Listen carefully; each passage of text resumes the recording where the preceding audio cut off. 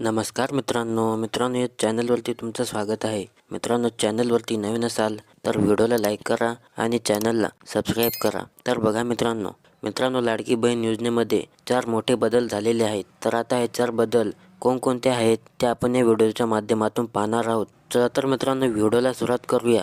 मित्रांनो, लाडकी बहीण योजनेमध्ये 4 मोठे बदल कोणकोणते झाले आहेत, यासाठी पात्रता व निकष काय ठेवण्यात आले आहेत, कोणत्या महिलांना या योजनेचा हप्ता मिळणार आहे, त्याची सर्व माहिती आपण या व्हिडिओच्या माध्यमातून आज पाहणार आहोत।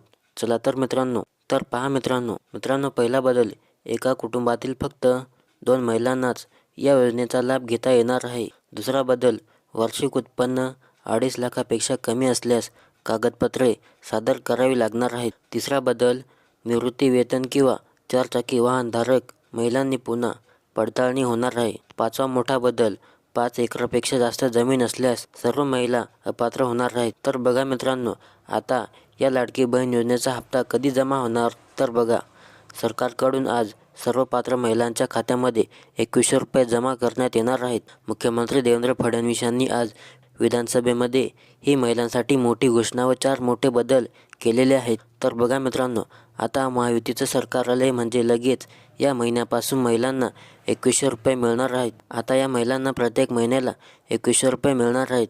आता जो काही हप्ता लाडकी बहीण योजनेचा खात्यामध्ये जमा होईल तो मात्र 2100 रुपये जमा होणार आहे। तर मित्रांनो, व्हिडिओ आवडल्यास नक्की लाईक करा आणि चॅनलला सबस्क्राईब करा।